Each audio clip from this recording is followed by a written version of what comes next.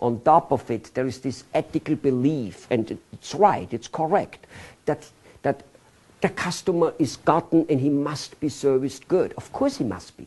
And the customer, as you probably well know, have you ever noticed a customer who has like a couple more things to complain and to kind of just ask lots of questions than he could and should? Yeah, they do that. They tend to do that. And that's fine. We still should service them. But it shouldn't be at the cost of doing sales and marketing, because that's where he will spend his time, sales and marketing. Unbelievably lots of time. Marketing will almost fall away. Sales will become weak. And something very important here. You're going to cloud the guy's, the salesperson's mind. He runs around with a cloud because he's doing customer service. Any and all complaints, which sometimes are not even complaints, they're just demands and adjustments by the customer, will hang over the salesperson as a cloud. And when he goes out selling and or marketing, which will be little, he'll have this cloud hanging over, and he will keep saying, our product isn't good, it isn't fast enough, it is too expensive, it is this, it is this, it is this, it is this. He will become a less aggressive salesperson, I guarantee you. All right, it gets worse. It gets lots worse. In many cases, the person now is supposed to do the collecting of bills. You know, some people, depends on your product and service, there's a bill collecting going on. People have a 30-day net, 60-day net, 90-day net, whatever. If it applies, very often that customer service person, that salesperson who is working on repeat sales, which is the only thing he works on after a while, you know, no more new blood coming in because he has to do customer service, he has to do the bill collecting, he you know, is doing a little bit of marketing, but very, very little, is doing sales, can't work any new sales prospects because he doesn't do any marketing. So what he does, he keeps working on the old salespeople, and quite often the old salespeople give him more or less enough money, so he kind of keeps dragging his feet along it. But here's what happens if the person does bill collecting, never mind that it again takes time away from all the other jobs, especially the marketing and especially the selling, that he does that, he gets now again weak. The person, the client, complained a little bit, one way or the other way. He owes a little money, is a little bit behind, and a new order needs to be placed. Big conflict, same person on the job. New order to be placed, or collecting all the money.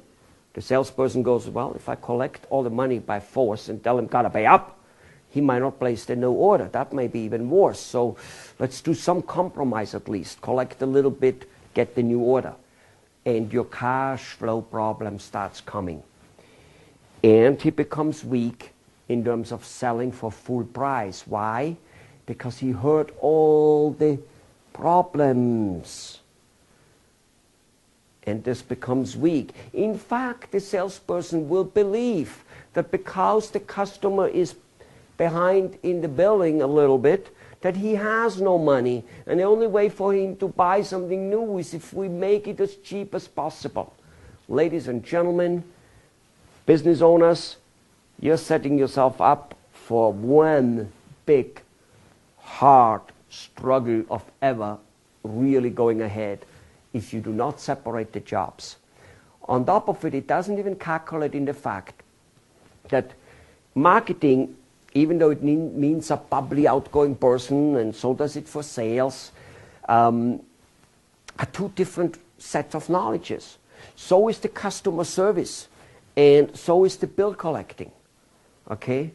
There's a certain character of people who can do bill collecting better than others.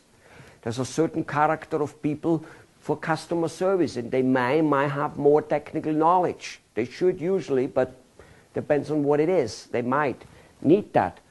And you might think they need that for sales. Oh my God, I find that so often that people think the salesperson got to be technically knowledgeable. What a baloney. You don't need to know how to build an airplane to sell an airplane. Trust me. You don't need to know how to build and make and repair a car to sell a car. And if you think it's different for your industry, you are so mistaken. Now, I haven't, or I have maybe mentioned, but maybe I haven't mentioned it, is some of the principle I'm outlaying here, they're going to be difficult for you to accept at face value right away. I do understand. I completely understand. Because you've done it for so long, and your colleagues and your whole industry is doing it for so long, and all of a sudden I say, bow, salespeople shouldn't be trained in technical. I'm not saying they couldn't be trained. I'm just saying it's a waste, and it's in many cases inefficient. The guy starts talking technical so much that he doesn't give a sales talk the way he should, which is different than talking technical. I know you gentlemen, business owners, think that knowing technical, because you do it, and have done it maybe at the beginning, is important to make a sale. It's not. It's not. We see it in dentistry, we see it in medical fields, we see it everywhere, in machinery. We see it all over the place. Being technically inclined makes you usually just talking too much garbage and bullshit, and it doesn't really work. Now, on top of it, it takes a long time to train, so you need a technical guy who understands the stuff. Now you need to train him in sales, which most technical people are not salespeople inclined. That's why they went technical in the first place. Yeah. Most doctors, most, not all of course, but many, they're social deficient. That's just all there is to it. They're not good people.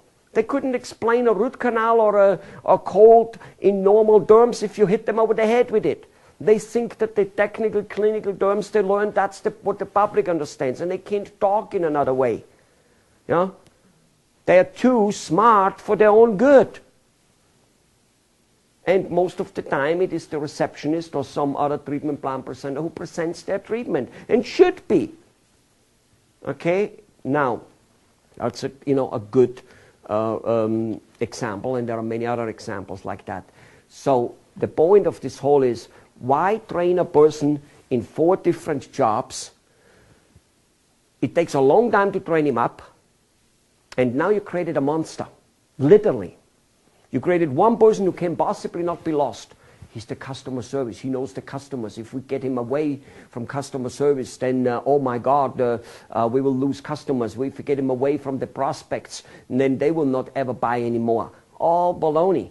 We change presidents every 4 years. We change CEOs of the largest companies every few years. You know, I used to work for companies like Hilton. People from the catering director, from the salesperson, from whatever it may be, including the general managers, the food and beverage directors, the whatever it may be, they get changed every 2-3 years, period. If you don't get changed, you probably get fired. You usually get a better position or position in a different hotel or whatever it may be, but you get changed in order to keep the blood going. So many, like on my last trip in India, again, I heard it, and I heard it 15 years ago when I first consulted in Bombay, is this, we cannot lose this person. Of course not, because he has all these jobs. He's literally holding you hostile. Not that he wants to, not that he's a bad person, but it looks like that. Ladies and gentlemen, you need different people for these activities. It doesn't really work. Why do you think Mr. Henry Ford invented the conveyor belt? The car building. One guy does, welding. The other guy puts the wheel on it. Every guy does one thing. He doesn't even have to move from one job to the other one. The car comes to him. There's a reason for that. See, if you have this person doing these 4 jobs, he has to go around. Mistakes become high. He forgets something here, he forgets something there, and he has to move around. He has lots of idle time. And he took a long time to train him up on these 4 jobs instead of just train him on one. And pick the person who's more, basically naturally inclined and talented for a particular position, because those are very different type of characters of people. You give me a repetitive job and I die. I'll quit. I just can't do it. Some people here, they love a repetitive job, customer service and stuff like that. So anyway, you got to realize that you created a monster here. It took you a long time to create it. It was very expensive. And now you have that person who apparently you cannot live without it. And on top of it, you have the most inefficient person you can possibly create. But you created that person. The person in himself is not inefficient. All right? So that's it for this particular activity of organizing sales and marketing. Realize sales and marketing are two so different departments that they are actually different companies. You know, what do you think why there are marketing companies out there like on Madison Avenue? Madison Avenue is like Wall Street. Wall Street is for stocks. Madison Avenue is for a marketing company, not sales companies, marketing companies.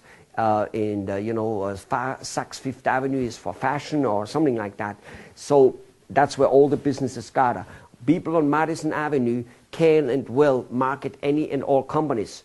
And that's where the people go when you want to be a politician and want to run for president. You go to Madison Fifth Avenue people and get them as marketing people. That's where IBM goes, and that's where everybody goes there. And those people would market any and all business because marketing in itself is a full-fledged business. And you better start treating your company for a treat and create a full-fledged marketing department. That would be the first thing to break out of this whole thing. Let the rest be as it is, the way you go ahead, move it along, break out the marketing first, and that's mainly what our whole seminar today is all about. By the end of this 4 to 5 hours, you should have an extremely hell of a good idea of what marketing actions to do. All right. That's it for that one. Okay, see you in the next video.